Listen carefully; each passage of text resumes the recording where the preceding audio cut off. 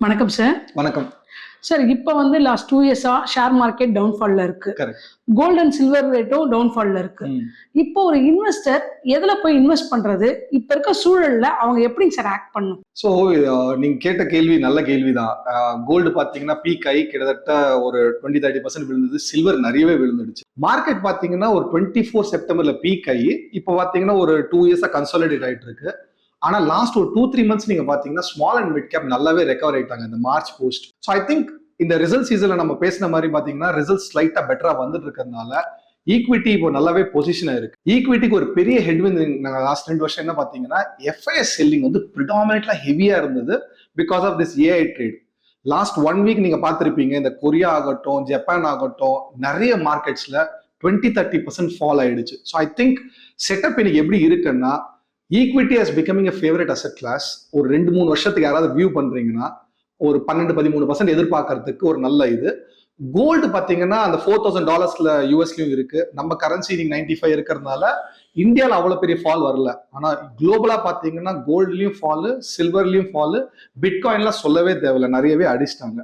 கோல்டோட view என்னன்னா ஓவராலா கொஞ்சம் இன்ஃபிளேஷன் மேல போறதுனால ஒரு 40 basis to 50 basis fed hike expect பண்றாங்க. அதனாலதான் இந்த கோல்டு பாத்தீங்கன்னா இந்த வார் வந்துமே அந்த கோல்டு பிரைஸ் மேல போகல. சோ ஒரு நெக்ஸ்ட் 2-3 மந்த்ஸ்ல அந்த ஃபெட் ஹைக் ஒரு அளவுக்கு வியூ ஃபார்ம் ஆகி முடிஞ்சிடுச்சுன்னா I think gold will stabilise and slightly can move up. So கோல்டோட அந்த ஃப்ராத்னு சொன்ன ஃபேஸ் முடிஞ்சிடுச்சு. அந்த 5200 அந்த ஃபேஸ் முடிஞ்சிடுச்சு.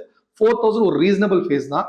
இன்னைக்கு காஸ்ட் ஆஃப் ப்ரொடக்ஷன் $2000 இருந்தாலுமே இந்த கன்சர்ன் ஆஃப் எக்கனாமிக் பொலிட்டிக்கல் இஷ்யூஸ்னால கோல்டு வந்து ஒரு பையர் இன்ட்ரெஸ்ட் கண்டிப்பா இருக்கு. இந்த இன்ட்ரெஸ்ட் ரேட்ஸ் கொஞ்சம் பீக் ஆயிடுச்சுன்னா நீங்க பார்த்திருப்பீங்க US 10-year yield வந்து 470 கிட்ட போயிட்டாங்க. அதனால மார்க்கெட் வரியன்னா ஒரு கில்ட் பாண்டே 470 கொடுக்கும் பொழுது நம்ம ஏன் வந்து கோல்டை வாங்கணும்ட்டு. ஆனா இது எப்போ ஸ்டெபிலைஸ் ஆகி கொஞ்சம் ஸ்லைட்டா ஸ்லிப் ஆக ஆரம்பிச்சிருச்சுன்னா கோல்டுக்கும் கொஞ்சம் இதுவா இருக்கும். So gold is not very bearish but not very bullish. Equity will become little more better.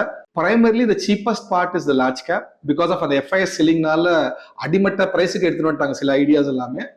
Mid cap கொஞ்சம் எக்ஸ்பென்சிவ், ஸ்மால் கேப்ல செலக்டிவ் பாக்கெட்ஸ் சீப்பா இருக்கு, செலக்டிவ் பாக்கெட்ஸ் எக்ஸ்பென்சிவா இருக்கு. ஸோ இந்த கன்ஸ்ட்ரக்ட்ல தான் நம்ம இன்னைக்கு ஒரு போர்ட்ஃபோலியோ அணுகணும். ரொம்ப சீப் எதுவுமே இல்லை. ஆனா லாஸ்ட் 2 இயர்ஸோட நெக்ஸ்ட் 2 இயர்ஸ் கொஞ்சம் பெட்டரா தான் இருக்கும் பங்கு சந்தையில ஈக்விட்டியில. கோல்டு வந்து கொஞ்சம் பொறுமையா தான் நம்ம பண்ணணும் அட் திஸ் பாயிண்ட். சார் இப்போ வந்து மார்க்கெட் நெக்ஸ்ட் 2 இயர்ஸ்க்கு ஒரு மாதிரி நல்லா இருக்கும், அது லார்ஜ் கேப்ல இப்போ நல்ல வேல்யூவேஷன்ல கிடைக்குதுன்னு சொல்றீங்க.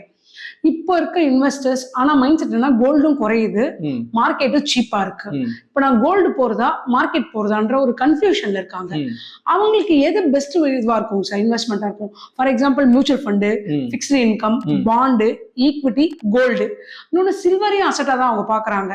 இதுல எதை அவங்க எப்படி சூஸ் பண்றதுங்க சார்? இல்ல, நீங்க கேட்கிற கேள்வி எல்லாருக்குமே இருக்கிற ஒரு சின்ன கன்ஃபியூஷன் தான். உங்களுக்கு வந்து கமாடிட்டி பாத்தீங்கன்னா கோல்ட் ஆர் சில்வர் நம்ம நிறையவே வச்சிருக்கோம். பிசிக்கலா நிறைய கண்டிப்பா சவுத் இந்தியா தானே நிறையவே இருந்திருக்கும். அது வந்து ஒரு லாஸ்ட் 2 வருஷமா கொஞ்சம் ஸ்பெகுலேட்டிவ் அசெட் ஆயிடுச்சுன்னு சொல்லுவேன். அப்படின்னா ஒரு ஈவினிங் ஒரு கான்வர்சேஷன்லயே கோல்டு என்ன நடக்கும்ன்ற ஒரு கான்வர்சேஷன் வர ஆரம்பிச்சிருச்சு. இதனால டெய்லி மேல போச்சு, இப்ப டெய்லி மேல போல. அதான் சொல்லுவேன், ஈஸி மணி, ஓகே மணி, நோ மணி. ஈஸி மணி கோல்ட்ல நடந்துடுச்சு. நம்ம அந்த $2000 $4000 நான் சொல்றது யூஎஸ் டேர்ம்ஸ்ல, இந்தியால அதே தகுந்த மாதிரி இன்க்ரீஸ் ஆயிடுச்சு. ஈக்விட்டி கிட்டத்தட்ட கொஞ்சம் 2 இயர்ஸ் ஸ்டெபிலைஸ் ஆகி கொஞ்சம் பெட்டரா வரப்போகுது. ஆனா ஒரு இன்வெஸ்டரை என்ன பார்க்கணும்னா கண்டிப்பா ஓரளவுக்கு பாண்ட் போடணும். ஏன்னா bond investing will give lot of stability. I mean பாண்ட்ன்றது நீங்க வந்து எஃப்டியும் போடலாம், இல்லைன்னா டைரக்ட் பாண்ட்ஸாவும் வாங்கலாம், இல்லைன்னா நீங்க வந்து மியூச்சுவல் ஃபண்ட்லயும் டெட் ஃபண்ட்ஸ் போடலாம். அதே மாதிரி ஒரு மியூச்சுவல் ஃபண்ட்ல எங்களோட சஜஷன் என்னன்னா ஒரு ஃபிளெக்சி மேண்டேட்ல போடுறது ஒரு பெட்டர் சொல்யூஷன். ஏன்னா இந்த மேக்ரோ கன்சர்ன் பாத்தீங்கன்னா ஆயில் நீங்க பாத்திருப்பீங்க, 100 போச்சு, சடன்லி 70 வந்தது, மறுபடியும் 90. ஸோ இந்த மாதிரி ஒரு மேக்ரோ கன்ஸ்ட்ரக்ட்ல பாத்தீங்கன்னா ஒரு ஃபிளெக்சி கேப் மேண்டேட் வேர் ஒரு ஃபண்ட் மேனேஜருக்கு நீங்க வந்து ஒரு ஃபுல் லீவே கொடுத்து நீங்க large cap, mid cap, small கேப்ல எங்க வேணா போடுங்க, ஒரு மீடியம் டேர்ம் ரிட்டர்ன் வர மாதிரி பார்க்கணும். ஸோ ஐ சஜஸ்ட் ஒரு flexi mandate is better than ஒரு நேரோ மேண்டேட் சொல்லுவாங்க தெரியுமா, ஒரு லார்ஜ் கேப், ஒரு மிட் கேப், ஒரு ஸ்மால் கேப், அந்த மாதிரி போடாம இந்த மாதிரி மார்க்கெட்ல ஒரு ஓப்பன் மேண்டேட் கொடுத்தீங்கன்னா கொஞ்சம் ரிஸ்க் கண்ட்ரோல் பண்ணி ஒரு நல்ல ரிட்டர்னையும் எதிர்பார்க்கலாம். ஒன் திங் என்னன்னா ஓவர்சீஸ் இன்வெஸ்ட்மெண்ட் மேல ஒரு பெரிய ஒரு இது இருந்தது, ரைட்? ஒரு 6 மாசம் முன்னாடி யூஎஸ்ல போட்டே தீரணும், கொரியால போட்டே தீரணும். ஐ திங்க் லாஸ்ட் 30 days நீங்க பார்த்திருப்பீங்க, அடிச்சு அடியில எல்லாருமே இப்போ வந்து கொஞ்சம் சைலண்ட் ஆயிட்டாங்க. ஐ திங்க் குளோபல் மார்க்கெட் கொஞ்சம் எக்ஸ்பென்சிவா தான் இருக்கு, இந்தியன் மார்க்கெட் கொஞ்சம் சீப்பா தான் இருக்கு. ஸோ ஒரு நல்ல பாண்டு, ஒரு கொஞ்சம் கமாடிட்டி, அது கோல்டு ஆகட்டும், சில்வர் கொஞ்சம் அக்ரெசிவா இருக்கும்.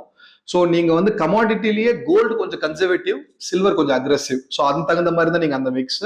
ஈக்விட்டியில நீங்க எடுத்துக்கலாம். ஈக்விட்டியில பாத்தீங்கன்னா லார்ஜ் கேப் ஆர் ஃபிளெக்சி மேண்டேட்ல இருந்தீங்கன்னா ஓரளவுக்கு ஒரு நல்ல போர்ட்ஃபோலியோவை நீங்க கன்ஸ்ட்ரக்ட் பண்ணிக்கலாம். சார் இப்போ நீங்க வந்து ஈக்விட்டில லார்ஜ் கேப் போலான்னு சொல்றீங்க. ஆமா. ஆனா லார்ஜ் கேப் லாஸ்ட் 2 இயர்ஸ்க்கு மேல பெரிய ரிட்டர்ன் தரல. Correct. இண்டெக்ஸ்ல இருக்க ஸ்டாக்ஸே தரல. கரெக்ட். அப்போ இப்போ வந்து இன்வெஸ்டருக்கு ஸ்மால் கேப் மேல தானே சார் அவங்களுக்கு இன்ட்ரெஸ்டும் போகுது, ஏன்னா Correct. ரிட்டர்னும் கொடுத்துருக்கு. கரெக்ட். இதை எப்படிங்க சார் ஒரு இன்வெஸ்டர் புரிஞ்சுக்கிறது? சரி, இதுவும் நல்லதுதான். லாஸ்ட் 4 வருஷமா கண்டிப்பா ஸ்மால் கேப் நல்லா பண்ணிருக்கு. ஆனா ஸ்மால் கேப் ஏன் நல்லா பண்ணிடுச்சுன்ற ஒரு காரணத்தையும் சொல்லிடுறேன். ஃபர்ஸ்ட் கோவிட் முடிஞ்ச அப்புறம் வேல்யூவேஷன் ரொம்ப சீப்பா இருந்தது.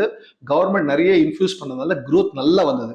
growth வரும்போது உங்களுக்கே தெரியும், லார்ஜ் கேப் இவ்வளவு grow பண்ணும்போது ஸ்மால் கேப் நிறையவே grow பண்ணாங்க.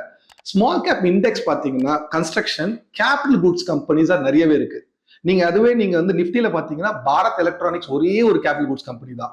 அதுவே நீங்க வந்து ஒரு ஸ்மால் கேப்ல பாத்தீங்கன்னா 20% கிட்ட கேபிட்டல் குட்ஸ் கம்பெனி நிறைய, அது பவர் கம்பெனியா இருக்கலாம், இன்ஃப்ராஸ்ட்ரக்சர் கம்பெனியா இருக்கலாம், நிறைய டிஃபென்ஸ் கம்பெனியா இருக்கலாம். அவங்களுக்கு வந்து growth அசுர வளர்ச்சி வந்தது. வேல்யூவேஷன் கிட்டத்தட்ட 20-30ல இருந்து இன்னைக்கு வந்து 70-80 மல்டிபிளுக்கு எடுத்துட்டு போயிட்டாங்க. இப்போ நீங்க எப்படி பார்க்கணும்னா வேல்யூவேஷன் எக்ஸ்பென்சிவா இருக்கு, growth டீசென்டா இருக்கிறதுனால தான் நான் என்ன சொல்றேன்னா large caps are better placed. ஏன்னா ஃபர்ஸ்ட் திங் வேல்யூவேஷன். வேல்யூவேஷன் நமக்கு என்ன கொடுக்கும்னா டவுன் சைட் ப்ரொடெக்ஷன் கொடுக்கும். ஒரு இன்வெஸ்டரை ஃபர்ஸ்ட் பார்க்க வேண்டியது நம்ம டெப்த் ஆஃப் வாட்டர் ரொம்ப இருக்கக்கூடாது. நம்ம எப்படி ஒரு 6 மாசம் முன்னாடி கோல்ட்ல போட்டு விட்ட மாதிரியோ ஒரு ஸ்மால் கேப்ல இன்னைக்கு வந்து போடும்போது ஒண்ணு ஞாபகம் வச்சுக்கோங்க, 30,000 கோடி எஸ்ஐபி நடக்கிறதுனால தான் ஸ்மால் கேப் இன்னும் அங்க ஹோல்ட் ஆயிட்டு இருக்கு. ஆனா ஒன்ஸ் growth ஸ்லோ ஆயிடுச்சுன்னா 70-80 மல்டிபிள் ஸ்டாக்ஸ் எல்லாம் வந்து 30-40 மல்டிபிள் ஆச்சுன்னா நீங்க நிறைய ஸ்டாக் எல்லாம் பார்த்திருப்பீங்க, 70ல இருந்து 60 மல்டிபிள் இருந்து 50 வந்துட்டாங்க. நிறைய டிஸ்ட்ரக்ஷன் ஆஃப் வெல்த் பாசிபிள். அதனாலதான் ஒரு ஃபிளெக்சி மேண்டேட் நீங்க போயிட்டீங்கன்னா அந்த ஃபண்ட் மேனேஜர் சப்போஸ் இப்ப லார்ஜ் கேப் நல்லா இருக்குன்னா கொஞ்சம் லார்ஜ் கேப் வாங்கிட்டு தேவைப்படுற அளவுக்கு ஸ்மால் கேப் வாங்கிப்பாங்க. நம்ம ஃபோர்ஸ்ஃபுல்லா போய் ஸ்மால் கேப்ல கொடுத்து அவங்க பர்ஃபார்ம் பண்ணலன்னா அது யாரோட தப்பு? நம்ம கொடுத்த இடம் ரொம்ப ரிஸ்கியான இடம். தட் இஸ் வேர் ஒரு open mandate make sense today. ஏன்னா அசெட் சீப்பா இருக்கிறது எங்க? லார்ஜ் கேப்லயும் கொஞ்சம் small cap and mid cap. Full market சீப்பா இருந்ததுன்னா நீங்க சொல்ற ஸ்ட்ராட்டஜி பிரில்லியன்ட். மக்கள் வந்து ஃபுல் ஸ்மால் கேப்புக்கு போகலாம், அக்ரெசிவா பிளே பண்ணலாம். ஆனா இன்னைக்கு கான்டெக்ட்ல கொஞ்சம் ஓப்பன் மேண்டேட் ரிஸ்க கம்மியா பண்ணி பிளே பண்றது தான் பெட்டர். அதுதான் எங்க ஹவுஸோட வியூ. ஓகேங்க sir, thank you very much sir. Thanks madam.